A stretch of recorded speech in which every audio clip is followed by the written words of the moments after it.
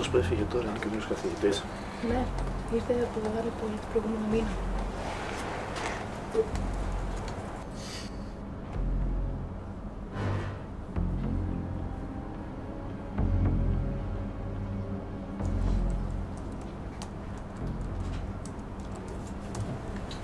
Δεν μπορώ να βάλω άκρη με αυτό το κώδικα, είναι πολύ δύσκολος. Είναι δύσκολο. Δεν γίνεται, πάνω από τον καθηγητή. Όχι, μην πας. Γιατί? Μην πας. Γιατί βρε Αντώνη, είσαι τόσο περίεργος ώρες.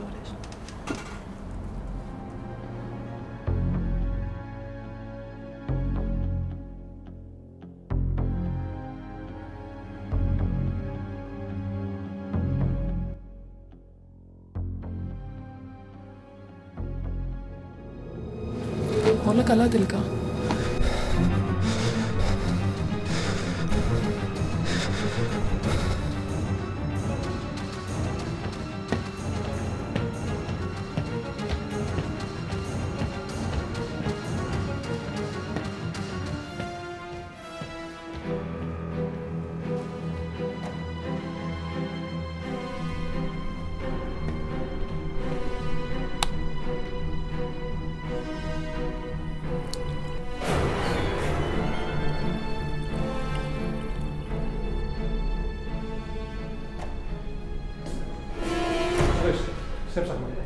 Όχι, δεν θα πέσω και από το παγίδι.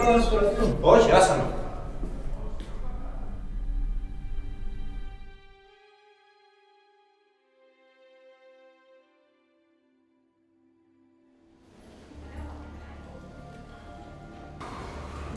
Τι έγινε, τι έπαθες? Φαίνεσαι χλωμός. Τον είδα τον καθηγητή. Κρύβεται στο φως. Πρέπει και εσύ να κοιτάξεις.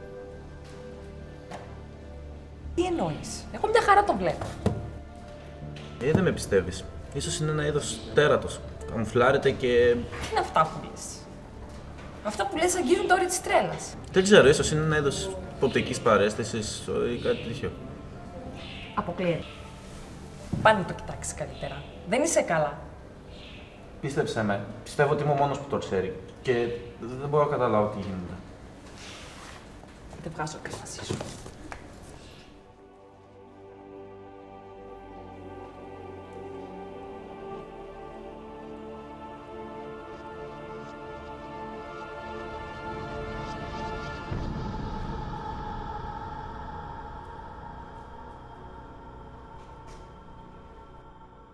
Μαζευτείτε όλοι στη μέση. Η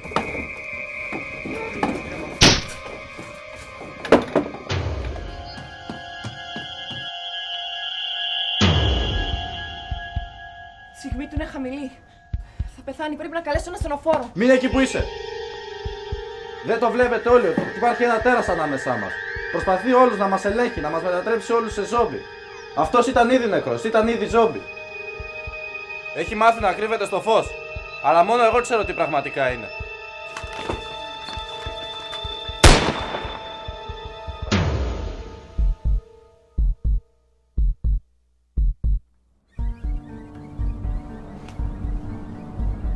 Γύρνα και δες τον.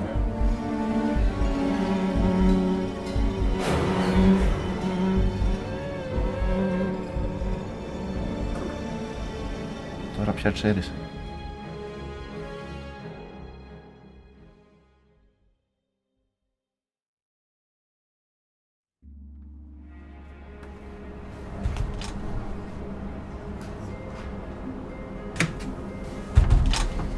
Καλημέρα. Τι κάνετε? Λοιπόν, σήμερα θα μιλήσουμε για την γνωστή ψυχιατρική ασθένεια Folie à Deux.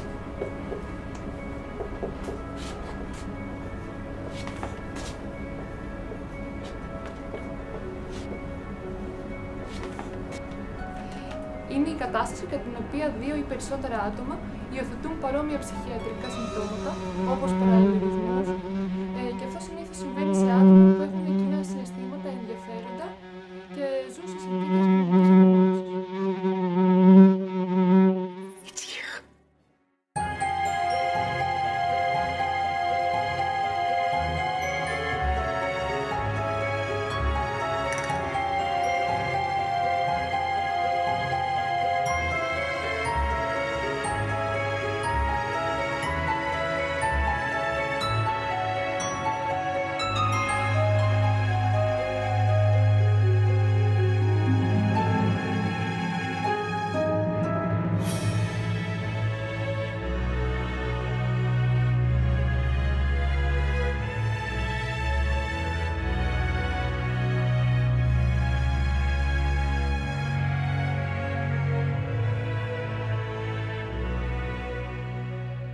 Λυπάμαι.